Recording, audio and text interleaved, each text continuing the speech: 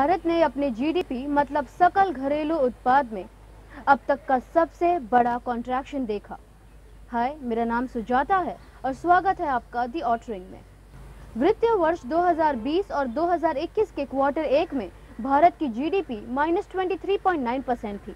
दूसरी तिमाही यानी क्वार्टर टू में यह -7.5% थी। तीसरी तिमाही में यह 0.4% था, जिसका मतलब है कि जीडीपी मंदी से बाहर थी, रिसेशन से बाहर थी। क्वार्टर फोर में इसमें सकारात्मक वृद्धि देखी गई। इसके लिए सकल घरेलू उत्पाद में 1.6% की वृद्धि हुई थी। हालांकि भारत के वित्तीय वर्ष 2020 और 2021 के ओवरऑल जीडीपी की गणना -7.3% के रूप में की गई है, जिसका अर्थ है कि समग्र रूप से अनुबंधित यानी कॉन्ट्रैक्ट हुआ है ये अपना एनुअल जीडीपी। ये annual GDP National Statistical Office द्वारा जारी किया जाता है, जो Ministry of Statistics and Programme Implementation के अंतर्गत आता है। वे वार्षिक राष्ट्रीय आय का अनुमान देते हैं। तो जीडीपी के आंकड़ों को देखने के बाद जो सवाल उठता है कि क्या यह जीडीपी राज्य के आम लोगों के स्थिति को दर्शाती है। सबसे पहले CMIE central for monitoring Indian economy द्वारा भारत के आम लोगों पर एक सर्वेक्षण किया गया, एक सर्वे किया गया। इससे पता चला कि 97% भारतीय महामारी के कारण गरीब रह गए।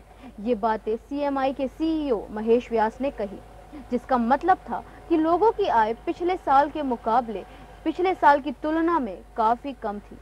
एक तरफ जहां भारत के आम लोग गरीब होते जा रहे थे, अंबानी और अडानी जैसे बिलियनर्स जैसे अरबपति और अमीर होते जा रहे थे।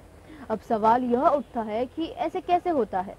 तो सबसे पहले जीडीपी में खपत मतलब कंजम्पशन, कॉरपोरेट निवेश यानी कॉरपोरेट इन्वेस्टमेंट, सरकारी खर्च गवर्नमेंट स्पेंडिंग और शुद्ध निर्यात यानी नेट एक्सपोर्ट्स शामिल है। यानी जब हम एक्सपोर्ट्स में से इंपोर्ट्स को घटाते हैं तो हमें शुद्ध निर्यात मिलता है। अब तो ये जो चार महत्वपूर्ण तत्व है जो किसी भी देश के सकल घरेलू उत्पाद का गठन करते हैं।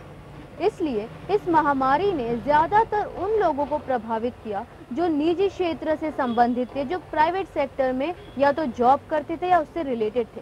इसका मतलब कि जिन लोगों के पास निजी नौकरी थी, या तो उनकी नौकरी चली गई या तो उनका वेतन कम हो गया, और इससे लोगों की खपत या कंजम्पशन पावर या स्पेंडिंग पावर कम हो गई। और यही कारण है कि आम आदमी ने ज्यादा खर्च नहीं किया और जीडीपी घटी। नाउ जीडीपी घटाने का एक और कारण सरकार की खर्च करने की शक्ति भी होती है। अगर किसी देश की सरकार ज्यादा पैसे खर्च करेगी तो वहाँ की जीडीपी बढ़ेगी, और अगर सरकार कम पैसे खर्च करती है, सरकारी खर्च कम होता है, तो जीडीपी भी गिर जाता है।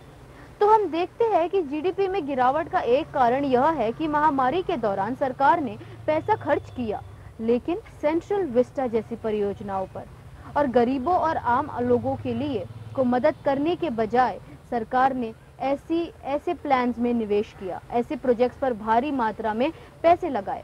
ऐसी परियोजनाओं के लिए इतनी बड़ी राशि दी गई थी जिसका निकट भविष्य में कोई अच्छा लाभ नहीं होगा। राजनेता पी चिदम्बरम ने जीडीपी के मामले में इसे 4 दशकों में सबसे काला साल बताते हुए सरकार को स्लैम किया।